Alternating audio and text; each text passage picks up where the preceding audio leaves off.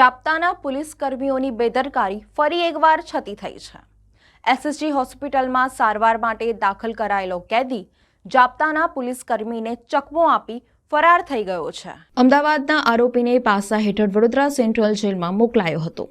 ત્યારે જેલમાં સજા કાપતા કેદીની તબિયત લથડતા સારવાર માટે એસએસજી હોસ્પિટલમાં દાખલ કરાયો હતો। દરમિયાન સોમવારે રાત્રિના સમયે પોલીસ જાપ્તાના કર્મચારીઓને ચકમો આપી કેદી ફરાર થઈ ગયો હતો। જાપ્તાના કર્મચારીઓની બેદરકારી ફરી એકવાર છતી થઈ છે। અમદાવાદના આરોપી કિરણ ઉર્ફે બાદશાહ પાલીશા ઉંમર 35 વર્ષને વડોદરા સેન્ટ્રલ જેલમાં પાસા હેઠળ લાવવામાં આવ્યો છે।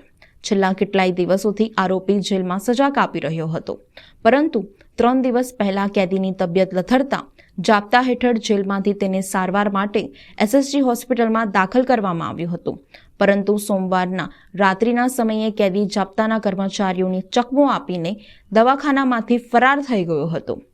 સૂત્રોમાંથી જાણવા મળ્યું છે કે તે હથકડી સાથે જ ભાગી ગયો છે। ત્યારે ફરી એકવાર જાપ્તાના કર્મચારીઓની બેદરકારી છતી થઈ છે। હવે સવાલ એ ઊભો થાય છે કે અધિકારીઓ દ્વારા બેદરકારી દાખવનાર જાપ્તાના કર્મચારીઓ સામે કેવી કાર્યવાહી કરવામાં આવશે।